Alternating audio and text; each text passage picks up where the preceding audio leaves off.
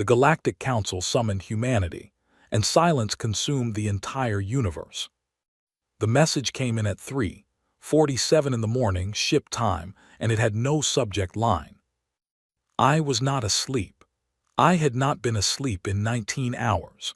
I was sitting at my console aboard the U's Endurance with cold coffee in one hand and a report about fuel efficiency in the other, and I was thinking about absolutely nothing important when the screen in front of me went white. Not flickered, not glitched, went white. The entire display surface from edge to edge filled with a single clean transmission bearing the seal of the Galactic Council. No preamble, no procedural header, no reference number, just the seal and beneath it 11 words. All recognized civilizations are required to attend an emergency session at the Cradle Nexus. I read it 3 times. The Galactic Council had been in existence for roughly 400,000 years, give or take a geological era. In all that time, they had never once sent a message this short. Council transmissions were legendary for being bloated, ceremonial, and slow.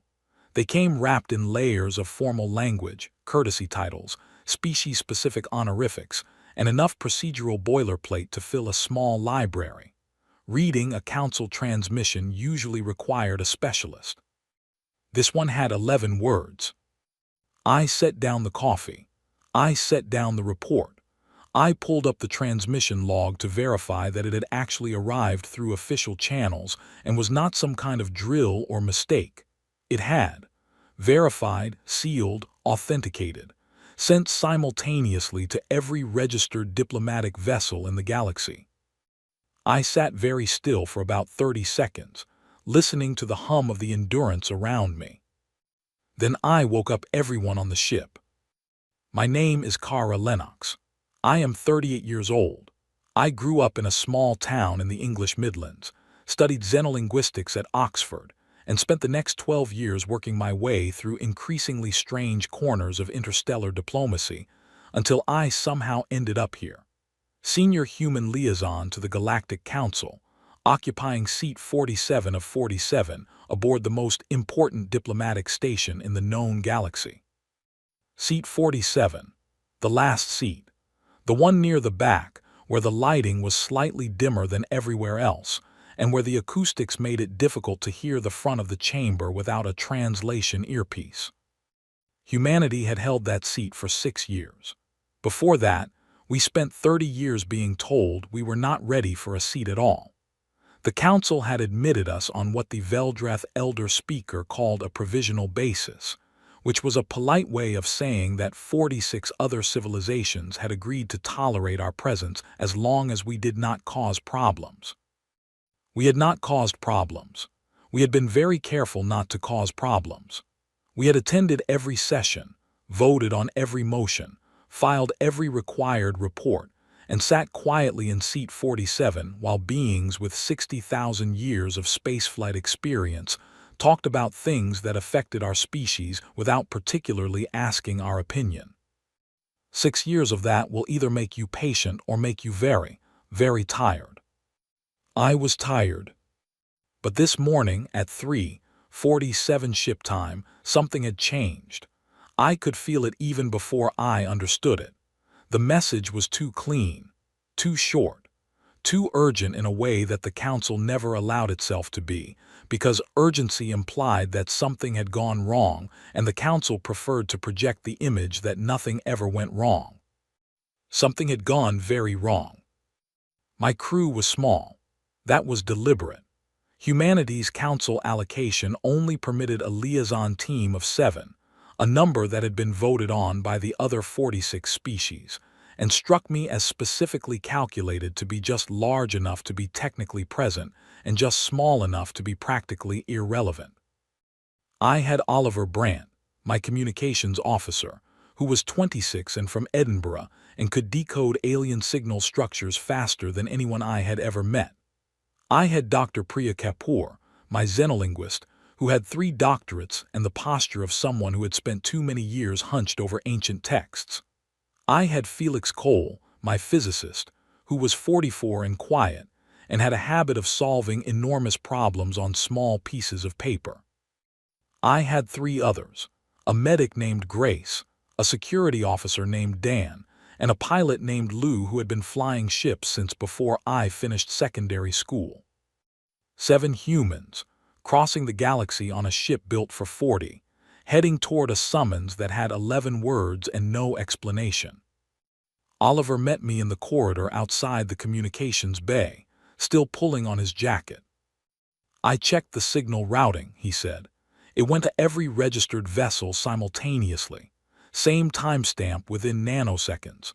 No priority markings, no encrypted secondary layer, no follow-up." "So they sent it and went quiet," I said. "Completely quiet," he said. "I have been monitoring the Council's standard broadcast frequency. Nothing. Not even the routine navigation updates they send every 6 hours." I looked at him, he looked at me. "How long has the frequency been silent?" I asked. He checked his tablet. "Since 4 minutes before the transmission arrived." I let that sit for a moment. The Galactic Council had never gone silent, not once in 400,000 years of operation. They broadcast continuously on their standard frequency: navigation warnings, session announcements, diplomatic bulletins, maintenance notices. It was constant and unremarkable, like a heartbeat. You stopped noticing it after a while. It was simply always there. It was not there now. "Get everyone to the briefing room," I said. "Now." I told them everything I knew, which was not much. I told them what the message said. I told them about the silence on the broadcast frequency. I told them that every other diplomatic vessel in the galaxy had received the same summons and was presumably making the same calculations we were. Grace, the medic, asked what I thought it was about. "I do not know," I said, which was true. Felix, the physicist, did not say anything. He was already writing on a small piece of paper. "Do we go?" Dan asked. He was the kind of person who asked practical questions, which I appreciated. "We go," I said. "We were summoned, we go." No one argued. That was one thing about small crews on long missions. You develop a kind of shared instinct. Everyone in that room had the same feeling I did, and the feeling was not fear exactly. It was the feeling you get when you are walking through a familiar building and something is very slightly out of place and you cannot identify what it is yet. Something was out of place. We were going to go find out what. I went back to my console and pulled up the star charts for the Cradle Nexus. It was 14 hours away at our current heading. I set a new course and watched the Endurance begin to turn in the dark. Then I did something that I had not planned to do. I opened the signal log and scrolled back through the past 48 hours of Council broadcasts, looking for anything unusual in the pattern before the silence. I found it in the 41st hour. It was a gap, barely noticeable. 2 seconds where the broadcast frequency had carried a different signal entirely, something that did not match any known Council format. It was not language. It was not mathematics in any notation I recognized. It was a pattern of pulses that my analysis software flagged as unknown origin and declined to categorize. 2 seconds, buried in 48 hours of routine traffic. If I had not been looking for something wrong, I would never have found it. I saved the file. I labeled it with a timestamp. I sent a copy to Felix without explanation. 20 minutes later, he knocked on my door and held up his piece of paper. On it, he had written 3 words. "It is old." "How old?" I asked. He considered this. "Older than the Council," he said, "possibly much older." I looked out the small viewport beside my desk.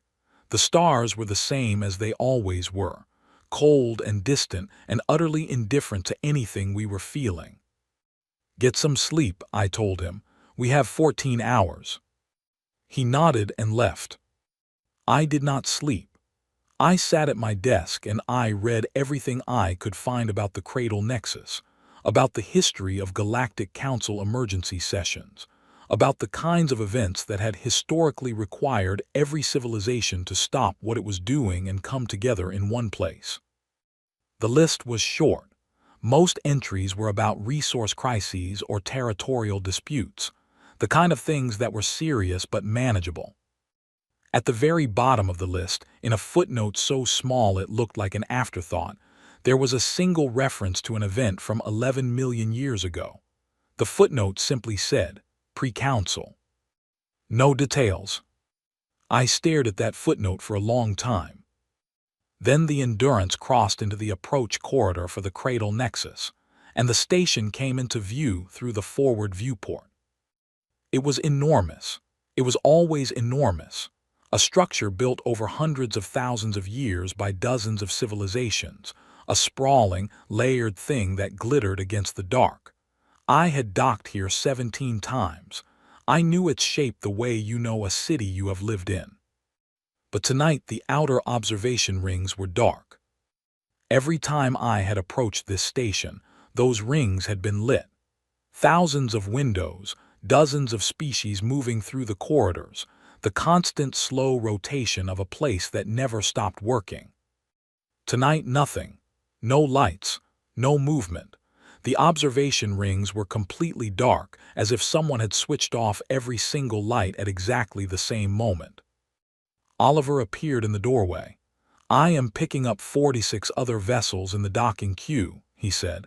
"Every council species is here." "Good," I said.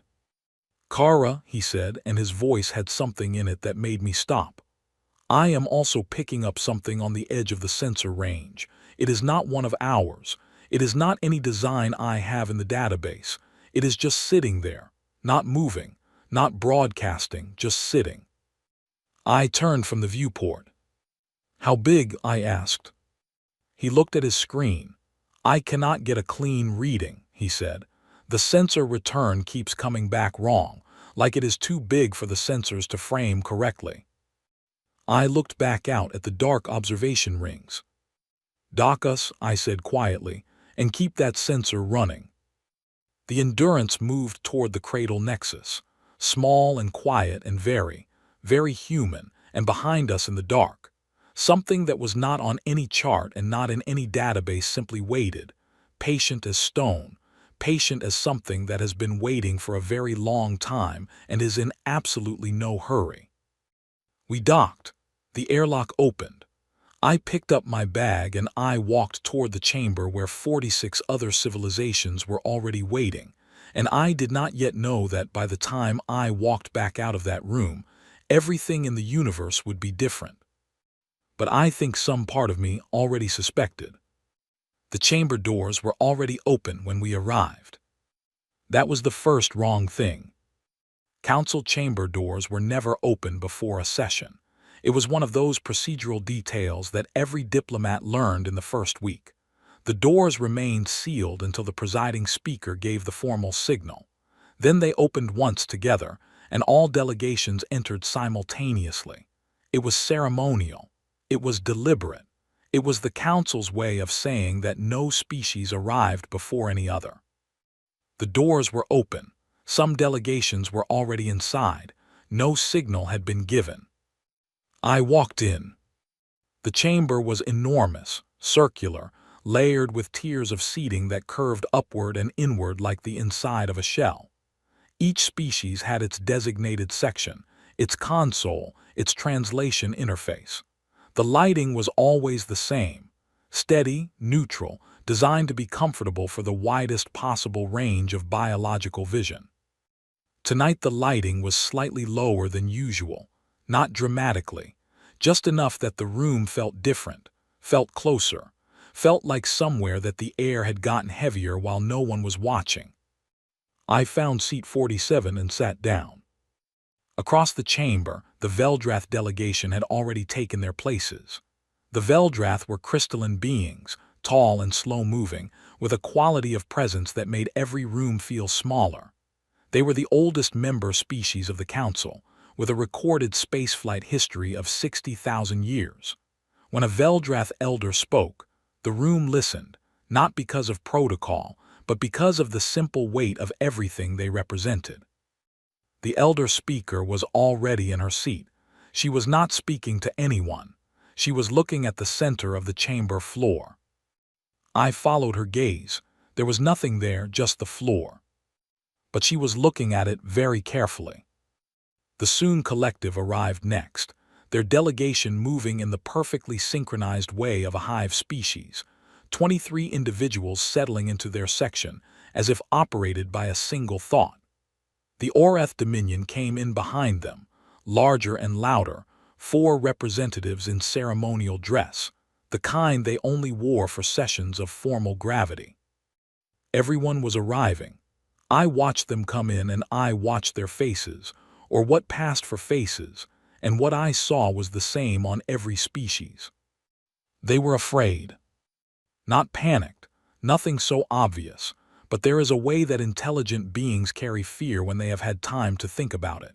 It settles into the body differently from fresh shock. It becomes quiet, becomes still. The Veldrath Elder was completely still.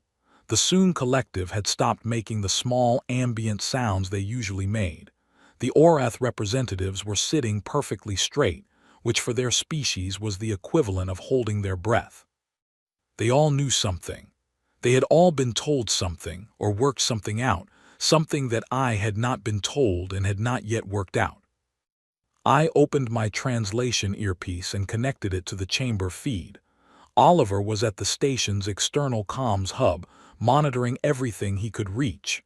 I sent him a short message, anything on the outside sensor. His reply came back in 30 seconds, still there, still not moving. The doors closed. The elder speaker rose. There was no formal introduction, no reading of the session register, no recitation of the protocols. She simply stood, and the chamber went quiet so fast it felt like a physical event, like a pressure change. "What I am about to tell you," she said, in the common tongue, "has been known to the senior member species for 9 hours. We chose to tell no one until all delegations were present, because we did not want this information moving through open channels before we could contain the response to it." She paused. 11 million years ago, she said, a civilization existed in this galaxy that was older than any of us by a measure we do not have adequate language to describe. They built the infrastructure that underlies everything we use, the relay networks, the stable corridors, the anchor points around every inhabited system. They built all of it and then they withdrew. They left no instructions and made no contact. We have called them in various languages by various names. The most common translation is the architects. No one moved. 6 days ago, the elder speaker continued, a signal was detected on a frequency that has been silent for 11 million years. It was not random. It was not residual. It was deliberate, targeted, and structured. It was directed at this galaxy, at every species in it. It was a message from the architects. The silence in the chamber was total. The message has been analyzed by every senior translation team available to us. The Soong Collective has run 437 separate decoding attempts. The Oreth Institute of Signal Study has contributed 17 independent analyses. Our own Veldrath linguistic archives, which include records older than this council, have been searched completely. She looked around the room. For a moment her gaze crossed my section. I had the distinct impression she was not really seeing me. "The best translation we have been able to produce," she said, "is this: account for yourselves." 3 words. That was the message from a civilization older than recorded history. Account for yourselves. The chamber stayed silent for about 4 seconds. Then it did not. The Oreth senior representative was on his feet immediately. His voice carried the deep resonance of his species, trained for command, trained for declaration. He said that the Oreth Dominion did not accept the premise that any external authority had the right to demand an account from a sovereign civilization. He said this with considerable volume. The Soong Collective's lead speaker, a female representative named Isha, raised her hand and began citing probability models. Her voice was precise and fast. She said the statistical likelihood of a message of this complexity being benign was 14%. She said that the appropriate response was defensive positioning and signal blackout. Two other species began speaking at the same time. The translation system struggled. I caught fragments of arguments about precedent, about sovereignty, about the history of first contact scenarios, about what the message might actually mean, and whether account was even the right translation or whether there was a better word, a less threatening word, a word that might make the whole thing feel more manageable. I sat in seat 47 and listened, and I thought about the 2-second signal Felix had found buried in 48 hours of routine traffic. It is old, he had said. Older than the council, possibly much older. 11 million years older, as it turned out. I thought about the thing sitting at the edge of the sensor range, that was too large for the sensors to frame correctly. I thought about account for yourselves, and I thought about what that meant, and what it did not mean, and what kind of entity would phrase a message that way, and what kind of response they might be expecting. The arguments in the chamber were getting louder. The elder speaker was attempting to restore order and not quite succeeding. The Orath representative was gesturing with considerable force. The Soon Collective had gone very still in the way that meant they were running calculations at full capacity. No one was asking the question that I was sitting in seat 47 thinking about very hard. I raised my hand. No one noticed. I raised it again higher and activated my console's signal flag, which sent a small notification to the presiding panel that the delegation at seat 47 wished to speak. It was ignored for a while. That was normal. Then the elder speaker glanced at my section and paused mid-sentence. The human delegation has flagged for comment, she said, in a tone that suggested she was acknowledging this mostly out of procedural obligation. Every face in the chamber turned toward me. I was used to this. I was never not aware of being in seat 47, of being the youngest species in the room by a margin that was not close. Thank you, I said. I have one question. Proceed, the elder speaker said. Account for what? I said. The chamber was quiet. The message says account for yourselves, I said, but it does not say what it is asking us to account for. Our existence, our history, our choices, our intentions. Before we decide how to respond or whether to respond, it seems important to understand what the question is actually asking. Because right now we are arguing about how to answer something that we have not yet agreed we understand. The elder speaker looked at me for a long moment. That, she said slowly, is the question we have been unable to answer. Then that is the question we should be working on, I said. Another silence, shorter this time. Then the Orath representative said, with less volume than before, the human has a point. It was, in my 6 years at the Galactic Council, the first time an Orath representative had said that about anything a human had said. I noted it. I also noted that the elder speaker was still looking at me with an expression I could not fully read. The session was called to recess 20 minutes later. I was gathering my things when someone touched my arm. I turned. It was the Veldrath historian. I knew her from previous sessions. Her name, in the approximation the translation system gave, was something like Elindra. She was older than most of the Veldrath present, which meant she was very old indeed. She moved slowly. She always moved slowly. Dr. Lennox, she said very quietly, a word. I followed her into the corridor. You asked the right question, she said, but I want you to understand something before you pursue it too far. She paused. The architects sent a message 11 million years ago. At that time, a species called the Dawnborn received it. They responded. They were never found again. The common understanding is that they were erased. I looked at her. The common understanding, she said, is not necessarily correct, but I want you to know that before the Dawnborn disappeared, they had been in space for 40 million years. They were not young. They were not inexperienced, and they answered the architect's message. "What did they say?" I asked. Elindra looked at me steadily.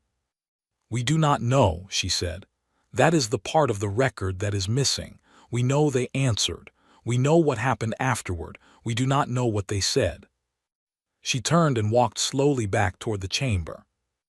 I stood in the corridor and looked at the wall and thought about a species that had been in space for 40 million years, that had heard the same message we were now hearing, that had answered it, and that had then simply ceased to exist. 40 million years. We had been in space for 60. I went back inside. The first hour after the recess told me everything I needed to know about how the next stage of this would go, and none of it was encouraging. The council had a plan. The elder speaker presented it with the kind of careful formality that indicated it had been agreed upon before the session opened, probably by the senior species in a private conversation that humanity had not been invited to. The plan was silence. Complete, total, deliberate silence. No response to the architect's message. No signal of any kind on any frequency. Every vessel would reduce to minimal broadcast emissions. Every colony, every station, every installation would go dark to the extent possible. The idea was to present the galaxy as empty, as quiet, as something that the architects might overlook or move past or simply stop paying attention to. "The architects have waited 11 million years between messages," the elder speaker said. "It is reasonable to assume that their concept of time is not our concept of time. If we produce no signal for them to engage with, there is a possibility they will withdraw." I sat in seat 47 and listened to this. The vote was called. 46 marks went up. I was watching the display counter, watching it climb toward 47, and then it stopped at 46 and the counter held there because my hand was not up. The elder speaker looked at my section. "The human delegation has not voted," she said. "I am aware," I said. "The motion requires unanimous agreement to become binding on all member species." "I am aware of that too," I said. "Are you abstaining, or do you intend to vote against?" I looked around the chamber. 46 species. Some of them had been in space before humanity learned to write. Some of them had technologies we were still trying to understand. Every single one of them had just voted to hide. "I am abstaining," I said. The silence that followed was of a different quality from all the silences before it. Those had been heavy with fear or shock. This one was different. This one had something sharp in it. "May I ask the reason for the abstention?" the elder speaker said, and her voice was careful in a way that told me she very much wanted to handle this correctly. "I do not yet have enough information to vote either way," I said. "I think that before we decide to say nothing, we should make absolutely certain we understand what saying nothing will cost us. I am not comfortable voting for silence when I do not know what the alternative to silence looks like." "The alternative," the Orath representative said, his voice back to its full volume, "is provoking an entity capable of erasing a civilization that was in space for 40 million years." "Or," I said, "the alternative is answering a question correctly. I do not know which. That is why I am abstaining." No one spoke. "The motion passes with 46 votes," the elder speaker said. "The human delegation's abstention is noted in the record. The council will now move to implementation of the silence protocol." She looked at me one more time, and this time I could read the expression. It was not anger. It was not contempt. It was something closer to worry. The session ended. I walked out of the chamber with Oliver, who had been sitting at the observation bench behind me, and we did not speak until we were back aboard the Endurance with the door closed. Then Felix appeared from the direction of the science bay holding a piece of paper and looking more awake than he had any right to look after 19 hours without sleep. "I found something," he said. "In the carrier frequency of the architect's signal, There is a mathematical structure embedded in it. It is not random and it is not decoration. He held up the paper. It was covered in small, dense notation. It is a response template. They did not just ask a question. They built a mechanism for receiving an answer. They left the door open. I took the paper. I looked at it. I looked at Oliver. I looked at Felix. "Show me everything," I said. We went to the science bay, and Felix walked me through it for 2 hours. By the end of it, I understood enough to be certain of 3 things. First, the architects had not sent a threat. They had sent a test. Second, the test had a correct answer. It was not a riddle with a trick solution. It was a genuine question with a genuine expected response. Account for yourselves. Tell us what you are. Honestly. Completely. Third, there was a response window. The template Felix had found had a timing structure built into it. It was not a hard deadline, but it was a window, and it was open now, and it would not stay open indefinitely. I sat with those 3 things for a long time. Then I thought about the Dawnborn, 40 million years in space, and they had answered, and they were gone. Why were they gone? What had they said? The record was missing, the answer was missing. But what kind of answer would cause an entity like the architects to erase a civilization that had been traveling the stars for 40 million years? An entity that had built the infrastructure the whole galaxy ran on. An entity that had waited 11 million years before speaking again. What would make something like that react with destruction? I thought about it from every angle I had. And then I thought about something else, about what the Veldrath historian had said. The common understanding is not necessarily correct. She had not said the Dawnborn were erased. She had said they were never found again, and she had said the common understanding was that they were erased. But what if the common understanding was wrong? What if the Dawnborn had not been destroyed? What if they had simply been sent away, quarantined, separated from the galaxy because their answer had disqualified them from something? What would an answer look like that would disqualify a civilization? I had a thought. It arrived slowly and it was uncomfortable and I did not like it. But it arrived anyway and I could not make it leave. A lie, a perfect, polished, careful lie. A civilization presenting itself as something better than it was, hiding its failures, hiding its cruelties, packaging itself as worthy, performing wisdom it did not actually possess. What kind of entity that had built the foundation of a whole galaxy would have the least patience for that? What would they do with a species that, when asked to account for itself, presented a portrait of perfection instead of truth? I sat with that thought until it stopped being uncomfortable and became something else. Became obvious.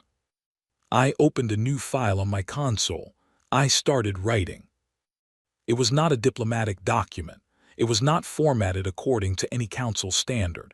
It was not careful or measured or designed to present humanity in a favorable light. It was an accounting, a real one, everything we were, everything we had done, the things we were proud of and the things we were not, the centuries of conflict, the damage we had done to our own world before we figured out how to stop, the arguments we were still having, the problems we had not solved, the things we were still getting wrong. I wrote for 4 hours without stopping. Oliver knocked on my door at some point. I told him to go to sleep. He did not go to sleep. He sat in the chair by the door and read his tablet and said nothing, which was the right thing to do. Felix came by. I showed him what I was writing.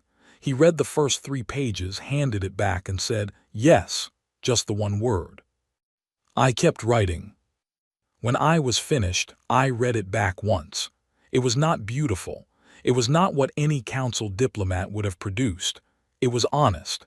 It was completely, uncomfortably, specifically honest.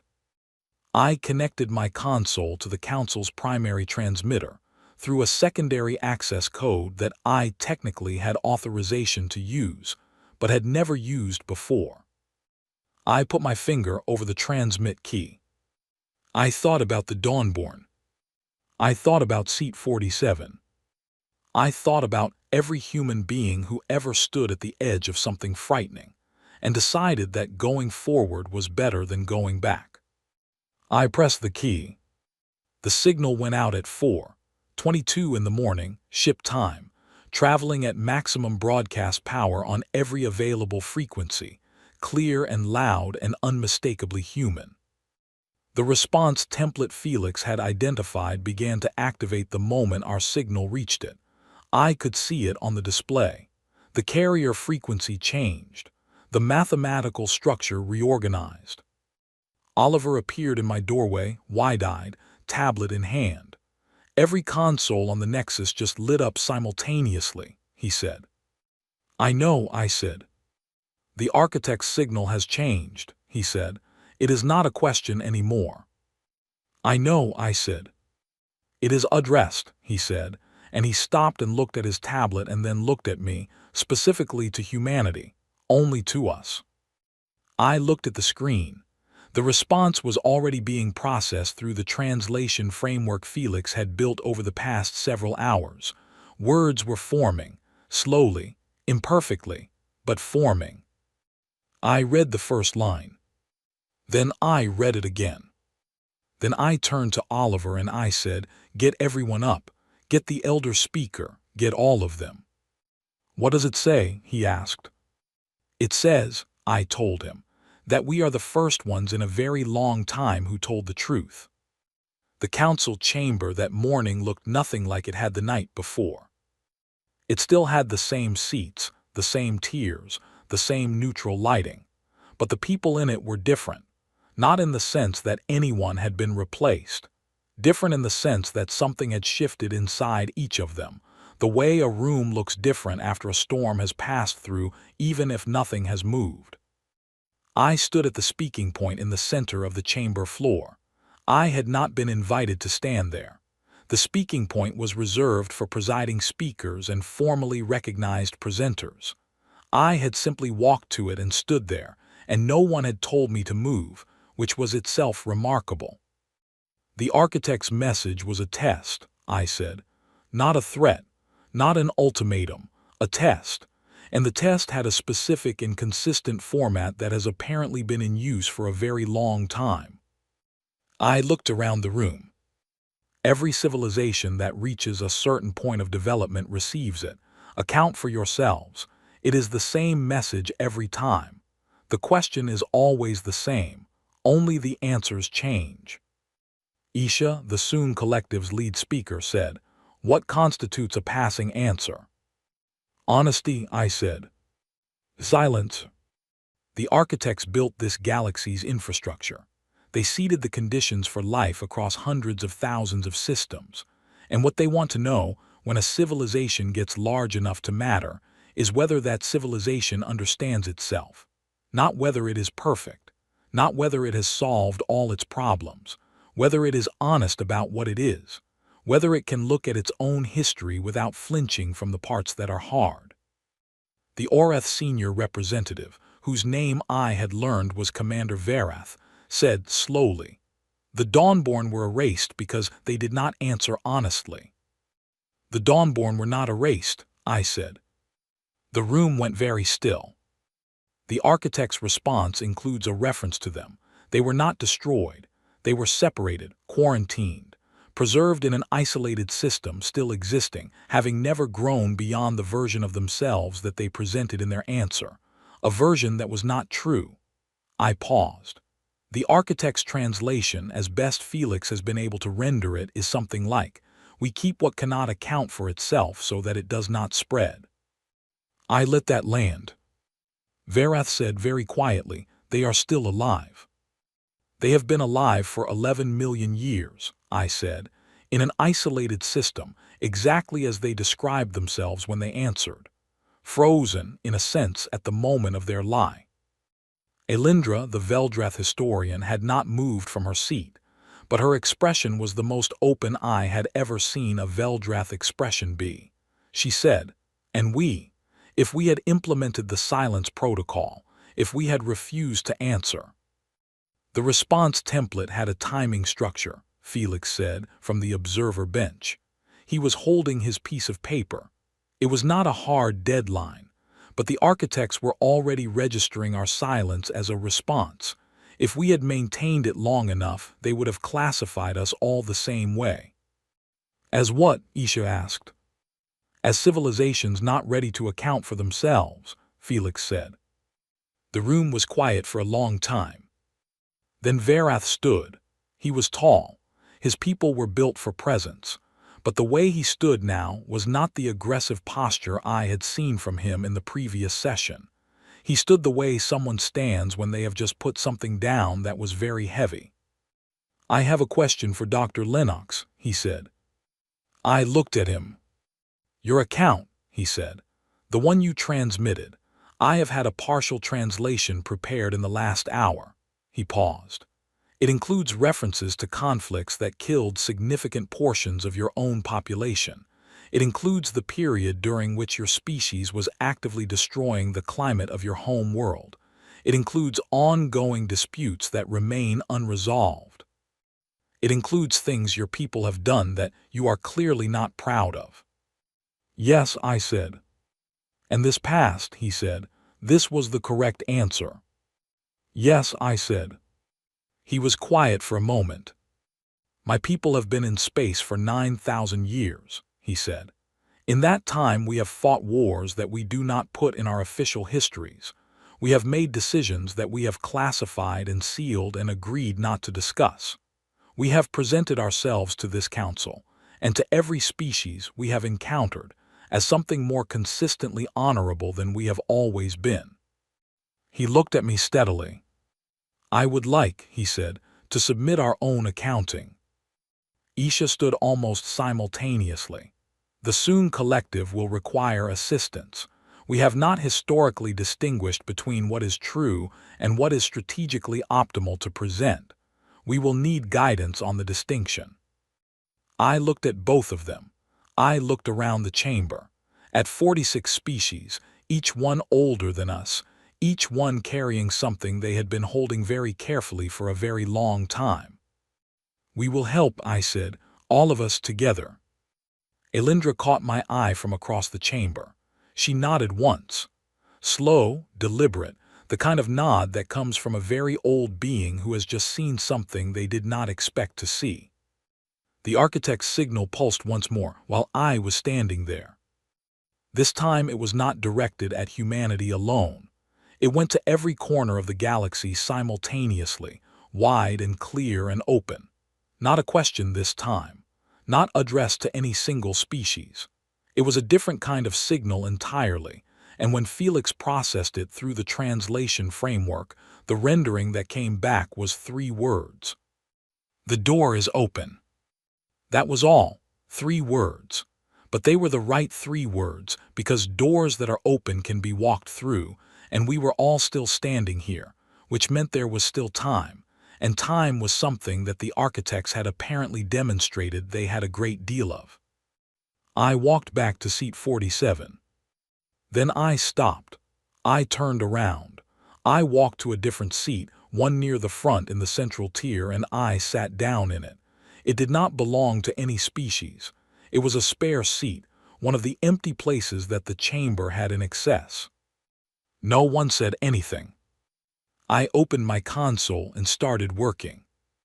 3 months later I sat in my kitchen in a small house in the English Midlands, which I had not seen in 2 years, and I tried to write a report that would accurately convey everything that had happened. I had been trying for 11 days. The problem was not that I did not know what to say. The problem was that everything I wrote sounded too small for what it actually was. My words kept failing to carry the weight of it. I tried a different approach. I stopped trying to explain the significance and just wrote the events. Here is what happened in order. We went to the Cradle Nexus because a civilization from 11 million years ago sent us 3 words. We sat in a room with 46 other species and discovered that all of them were afraid. We learned that the correct response to an 11-million-year-old question was honesty, and that honesty was apparently the rarest thing in the galaxy. We transmitted a true account of who we are, with all the difficulty and contradiction that involves. And it worked, not because we were special, but because we were willing to be honest about the fact that we were not. After that, things changed, slowly, imperfectly, in the way that real change always happens, which is messily and with setbacks and with a great deal of argument along the way. 43 of the 47 council species submitted accountings over the following months. Some of them took weeks. Some required multiple attempts. The Soon Collective's first draft was so precisely and carefully worded that Felix said it read like a legal document designed to reveal nothing. They had to throw it out and start again. The second draft took 3 weeks and was harder for them to write, and it passed. The Oreth Dominion's accounting was the most difficult to witness. It took 11 weeks. 3 separate delegations composed and scrapped and restarted. Commander Vareth sent me a message at one point that said simply, "We did not know how much we had been carrying." I sent back, "I know, it gets easier, not the carrying, the putting it down." His response took 3 days to arrive. It said, "Thank you." The architect's archives opened gradually in sections, keyed to the submission of each species accounting. It was not a reward exactly. It was more like a natural consequence, a library that had been waiting for the right kind of visitor. The navigation charts alone contained information that would take decades to fully process. The infrastructure schematics were more complex than anything any current species had produced. There were records in there of civilizations that had risen and ended before any of our species existed, whole histories of the galaxy that no one living had known about. Oliver spent most of the 3 months at the Nexus, working with a translation team that included 3 Veldrath specialists and 2 members of the Soon Collective, processing everything they could access. He sent me updates every few days. The updates were getting longer. Felix went home to teach. He said he had enough new material for a decade of lectures. I believed him. Priya Kapoor published the first academic paper on the architect's language structure 6 weeks after the session. It was immediately the most read paper in the history of xenolinguistics. She told me later that the reviews were interesting, in that half of them praised the methodology and the other half accused her of fabricating the data. "They will come around," she said. "They always do." Elindra sent me a message 2 months after the session. It was long, which was unusual. Veldrath communications were typically brief. She told me that she had been working on something for a very long time, a history of the Veldrath that included the parts they had kept out of the official record. She said that writing it had been the most difficult thing she had done in her life, and she was very old, so that meant something. She said that she had read my accounting before she finished writing it, not to copy from it, but because she said it reminded her that truth, even when it is uncomfortable, does not break the thing it describes. She said, "It just makes it more real, and real things last."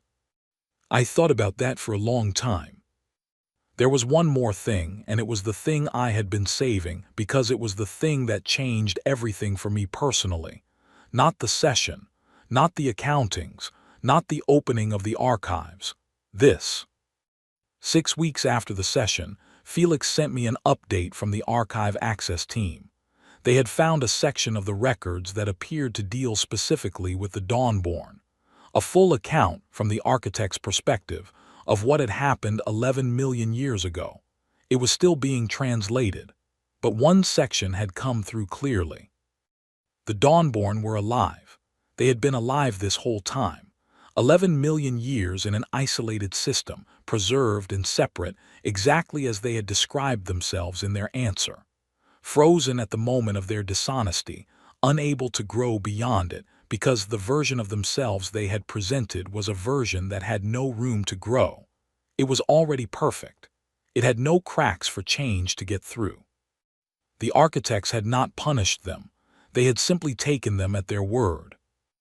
And when humanity's accounting arrived, with all its cracks and arguments and unfinished business, the architects had apparently noted, in a section of the response that Felix translated as close to this as he could get, Here is something that knows it is not finished. That was what passed. Not goodness, not wisdom, not achievement, not power. The simple, difficult knowledge that we were not finished, that we were still in the process of becoming something, and we knew it, and we were not pretending otherwise.